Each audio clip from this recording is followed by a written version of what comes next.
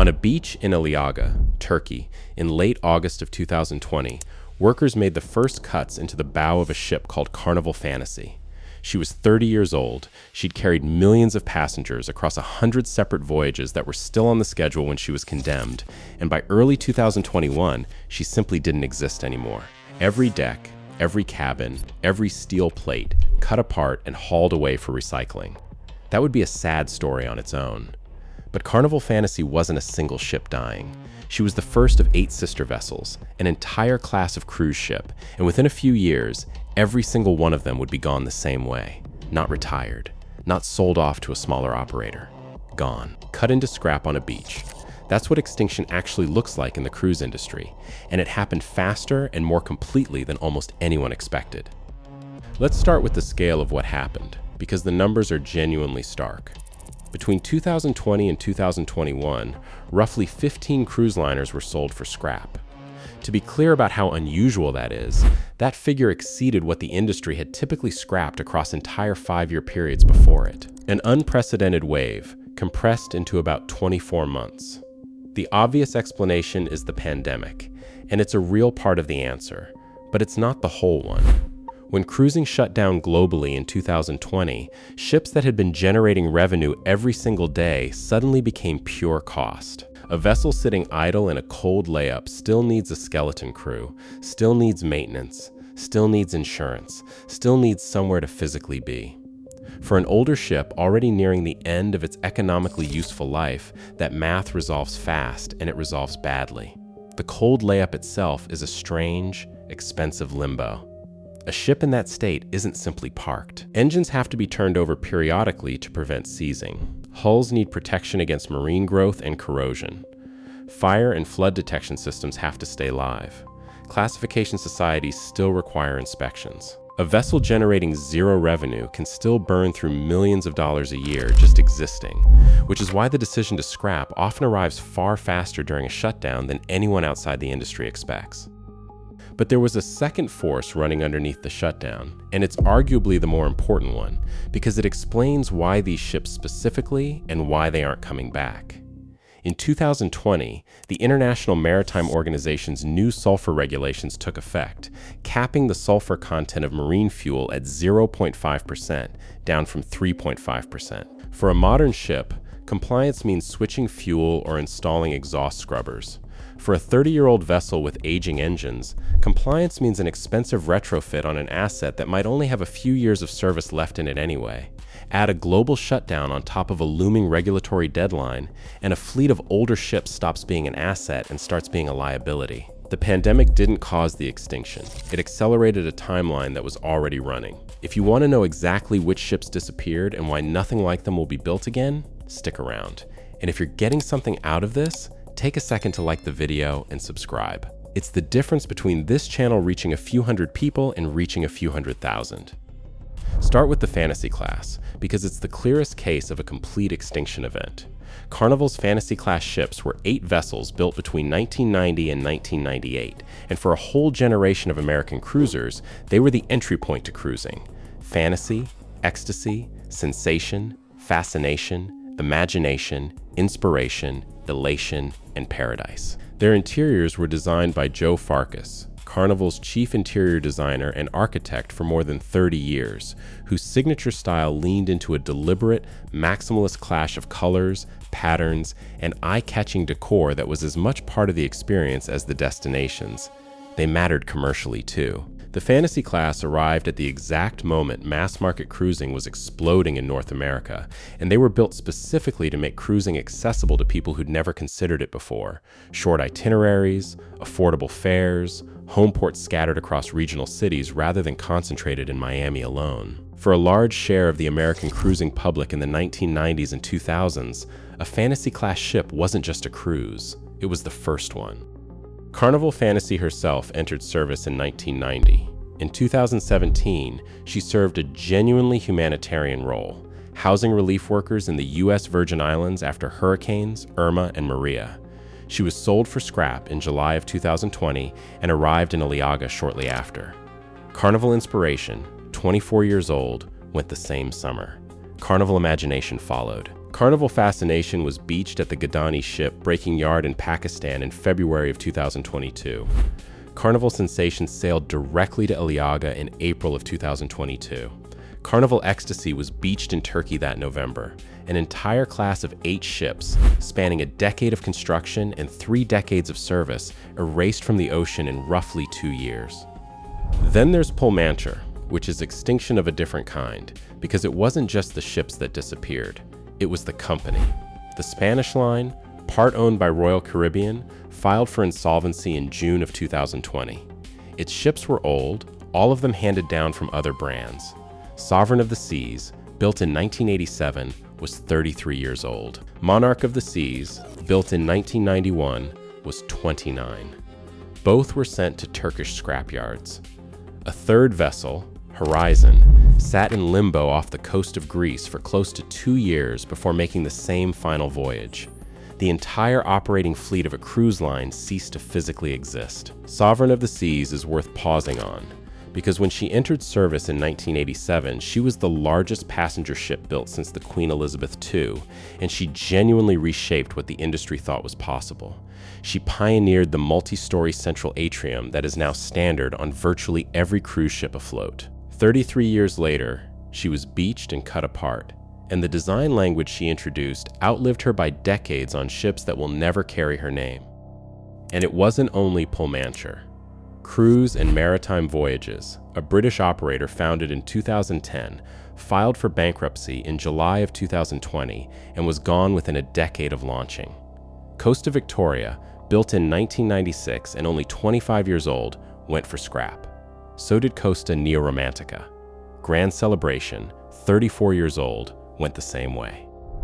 Here's the part that makes this genuinely an extinction rather than just a wave of retirements. These ships aren't being replaced with equivalent vessels. They're being replaced with something categorically different. The Fantasy-class ships carried around 2,000 passengers. Today's flagship vessels carry 5,600 at double occupancy and cost roughly $1.6 billion each to build. The economics of modern cruising favor enormous ships almost exclusively, because the fixed costs of a crew, a bridge, an engine room, and a port call barely change whether you're carrying 2,000 passengers or 6,000, while the revenue changes enormously. A mid-sized ship built in the 1990s sits in the worst possible position, too big to be a boutique luxury product, too small to compete on the economics that drive the mainstream market. That gap compounds at every level of the operation. A modern megaship spreads its fuel, crew, port fees, and provisioning costs across 3 times as many paying passengers, while also generating far more onboard revenue through specialty dining, casinos, and retail simply because there are more people aboard to spend. An older mid-sized vessel isn't just less profitable. On the routes that matter most commercially, it's often not profitable at all once fuel prices rise or a regulatory retrofit comes due. And there's a reason none of them are coming back, which is the part most people never get told. If you want more of the stuff about these ships that nobody explains properly, subscribing is the easiest way to make sure the next one finds you. There's also the physical impossibility of simply rebuilding them. A Fantasy-class ship was designed around the assumptions of its era. Many interior cabins, limited balcony space, heavy fuel oil propulsion, and none of the environmental systems modern regulation requires. You cannot take that design and update it into something competitive because the fundamental layout was optimized for a market that no longer exists. Today, on the newest megaships, more than 70% of cabins have floor-to-ceiling windows and private balconies, and even a majority of interior cabins are designed to admit natural light from internal spaces. That's not a refit. That's a completely different design philosophy from the hull up. The same logic applies to an even older category that's already essentially extinct in cruising, the true ocean liner. Ships built with deep, narrow, reinforced hulls designed for sustained high-speed crossings of rough open ocean rather than the wide, shallow, resort-style hulls that define modern cruise ships. Only a handful still operate anywhere in the world, and no meaningful number are being built because the market that justified them, people who needed to actually cross an ocean rather than vacation on one, was permanently taken by commercial aviation decades ago.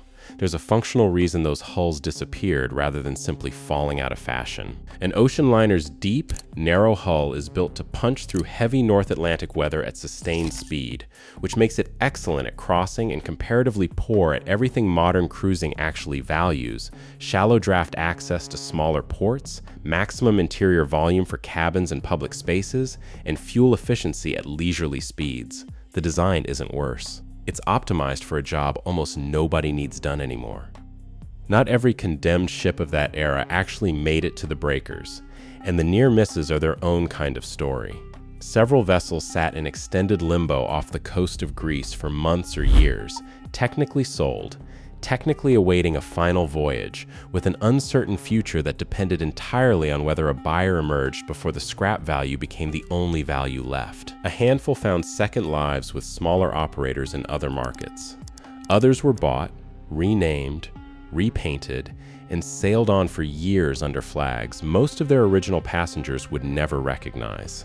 The line between a ship being saved and a ship being scrapped often came down to nothing more than timing and who happened to be looking for capacity that particular month. So where do these ships actually end up? Overwhelmingly, at a small number of specialized facilities.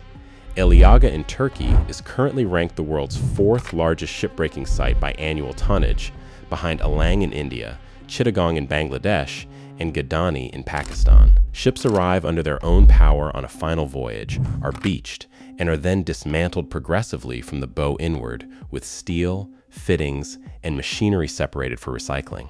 Many vessels are stripped of valuable fixtures at an intermediate port before they ever arrive, which is why crew members on a doomed ship sometimes find themselves pulling out artwork, furniture, and equipment in the final weeks. The work itself is dangerous and labor-intensive, done largely by hand with cutting torches by workers moving through structures that were never designed to be taken apart.